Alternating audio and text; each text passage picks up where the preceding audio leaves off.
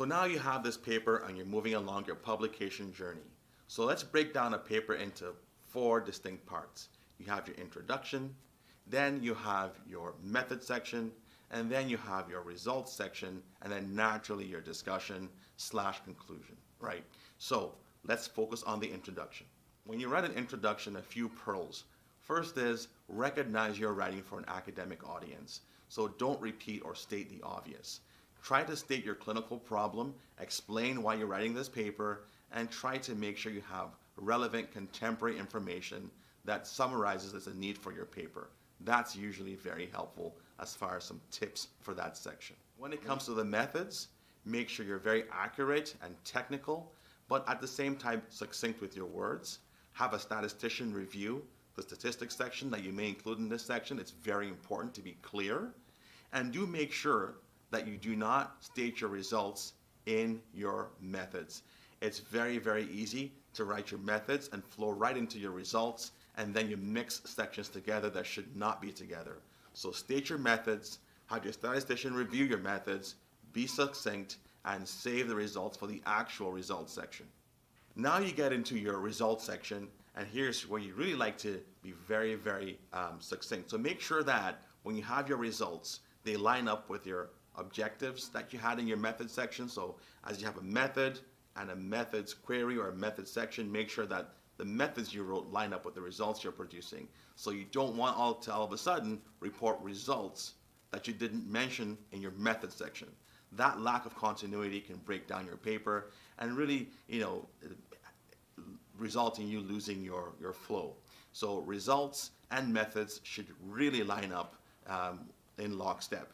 And also when you write your results, do not start to editorialize or to give your opinions on those results. You can save that for the discussion.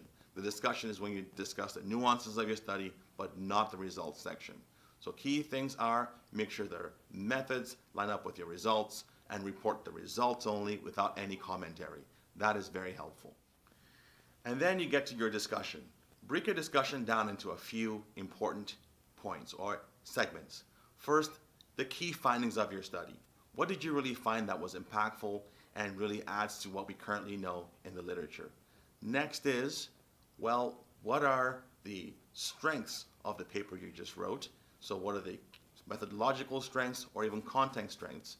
Next, what are the limitations of your paper? Because with every strength, there's naturally a limitation. And then you move into discussing controversies around the topic as well as future directions. So if you can really state what you're talking about as far as what you found, the strengths and limitations, future directions and current controversies, and then bringing in some contemporary literature that really helps illustrate those controversies or future directions, you're well on your way to writing a solid one paragraph or shorter conclusion at the end of your paper. So when you are reporting your discussion, it's always natural to write it and have your thoughts expressed, but it's always reasonable to include other opinions, even if they're slightly different from yours, to get a more comprehensive thought process around your publication. So if you have a mentor or senior colleague, do include them in how the feedback you can get for your discussion and how rich your discussion becomes. So do consider including other opinions that don't always align with yours, but certainly give you insights, especially when you're writing about controversies and future directions.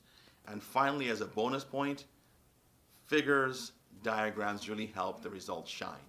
So consider including well-done figures with a medical illustrator if needed, or very good graphics to have clarity to drive your points across.